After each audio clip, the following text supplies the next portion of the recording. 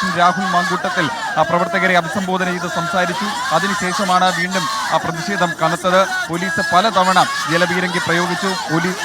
പോലീസിന്റെ ബാരിക്കേഡ് മറിച്ചിടാൻ പ്രവർത്തകർ പലതവണ ശ്രമിച്ചു. അതിന്റെ ഒരു വശത്തുകൂടി ഉള്ളിലേക്ക് കടക്കാനും പ്രവർത്തകർ ശ്രമിച്ചു. പക്ഷേ ഇതെല്ലാം പോലീസ് തടയുന്നുണ്ടായിരുന്നു. എന്തായാലും പ്രധാനമായും ഇത്രയും ദിവസം സജീവമായി നിന്ന വിഷയം, അതായത് പാലക്കാട് എലപ്പുള്ളിയിൽ ബ്രൂവറി പാന്റിന് അനുമതി നൽകിയ ആ ഉത്തരവ് പ്രസ്താവനകളിലൂടെയും വാർത്താ സമ്മേളനങ്ങളിലൂടെയായിരുന്നു ഇത്രയും ദിവസം സജീവമായി നിന്നെങ്കിൽ യൂത്ത് കോൺഗ്രസ് പ്രവർത്തകർ സമരം ശക്തമാക്കി വിഷയം ഒക്കെയാണ് ഇവിടെ അതിന്റെ ആദ്യഘട്ട ഇവിടെ ഇപ്പോൾ കാണുന്നത്. നിയമസഭ തുടങ്ങി 2 ദിവസങ്ങൾക്ക് ശേഷമാണ് ഇപ്പോൾ യൂത്ത് കോൺഗ്രസിന്റെ നേതൃത്വത്തിൽ ശക്തമായ സമരം നിയമസഭയ്ക്ക് മുന്നിൽ തിരുവനന്തപുരം ജില്ലാ കമ്മിറ്റിയുടെ നേതൃത്വത്തിലാണ് ഈ സമരം നടത്തുന്നത്. യൂത്ത് കോൺഗ്രസിന്റെ സംസ്ഥാന അധ്യക്ഷന്റെ നേതൃത്വത്തിലാണ് ഈ സമരം. ഇവിടെ ഇപ്പോൾ പോലീസും പ്രവർത്തകരും തമ്മിലുള്ള വലിയ ഏറ്റുമുട്ടൽ, അതായത് പോലീസ് ജലപീരങ്കി പലതവണയായി പ്രയോഗിച്ചിട്ടും പിന്തിരിഞ്ഞു പോകാൻ പ്രവർത്തകർ കൂട്ടാക്കുന്നില്ല. അവർ ബാരിക്കേഡിന് തൊട്ടു താഴെ നിന്ന് മുദ്രാവാക്യം ഉയർത്തി പ്രതിഷേധിക്കുകയാണ്. കുറച്ചു മുമ്പ് സംസാരിച്ച രാഹുൽ മാങ്കൂട്ടത്തിൽ പറഞ്ഞതനുസരിച്ചിട്ടാണെങ്കിൽ ബ്രൂവറി വിഷയം അത്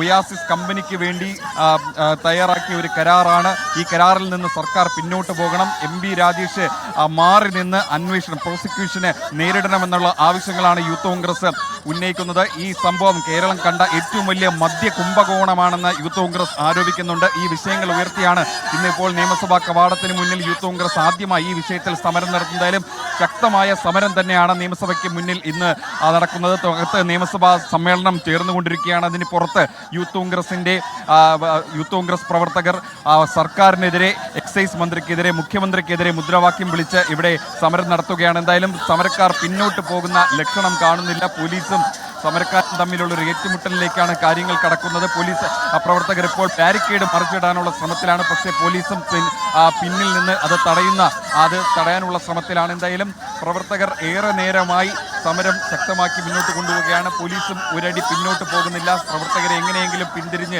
പിന്തിരിപ്പിച്ച് വിടാനുള്ള ശ്രമത്തിലാണ്. ഇതിന് ഭാഗമായിട്ടാണ് പലതവണ ജലപീരങ്കി പ്രയോഗിച്ചത്. എന്തായാലും കുറച്ച് സമയങ്ങൾക്ക് ശേഷം ചിലപ്പം പോലീസ് ഒരു ഏറ്റുമുട്ടൽ അല്ലെങ്കിൽ ഒരു നടപടിയിലേക്ക് കടക്കാനുള്ളൊരു സാധ്യതയുണ്ട്. കാരണം ഒരു വശത്തുകൂടി പ്രവർത്തകർ മറികടന്ന് അപ്പുറത്തേക്ക് കടക്കാനുള്ളൊരു ശ്രമം നടത്തുന്നുണ്ട്. പോലീസ് അവരുടെ ബാരിക്കേഡ് ഉപയോഗിച്ചത് തടയുന്നു. പോലീസ് ഇത് തടയാനുള്ള ശ്രമം ഇപ്പോഴും തുടർന്നുകൊണ്ടിരിക്കുകയാണ്. എന്തായാലും സമരം ശക്തമായി മുന്നോട്ട് പോവുകയാണ്. വിജയകുമാർ.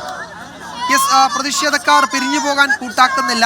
നിരവധി തവണ ജലപീരങ്കി പ്രയോഗിച്ചു പ്രവർത്തകർ, പക്ഷേ പിരിഞ്ഞു പോകാൻ കൂട്ടാക്കുന്നില്ല. വീണ്ടും ബാരിക്കേഡ് ഭേദിച്ച് അത് മറികടന്ന് മുന്നോട്ട് പോകാനുള്ള ശ്രമം തന്നെയാണ് പ്രവർത്തകരുടെ ഭാഗത്തുനിന്നുണ്ടാകുന്നത്. വനിതാ പ്രവർത്തകർ ഉൾപ്പെടെ ജലപീരങ്കി പ്രയോഗത്തിന് ശേഷവും ബാരിക്കേഡിന് മുന്നിൽ പ്രതിഷേധിക്കുകയാണ്.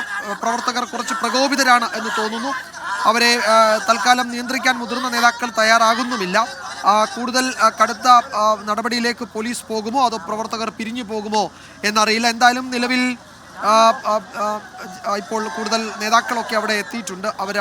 പ്രവർത്തകരെ അവിടെ നിന്ന് മാറ്റുകയാണോ എന്ന് സംശയിക്കുന്നു. നിരവധി തവണ ജലപീരങ്കി പ്രയോഗിച്ചിട്ടുണ്ട്, പക്ഷേ പ്രവർത്തകർ ഇതുവരെ പിരിഞ്ഞു പോയിട്ടില്ല.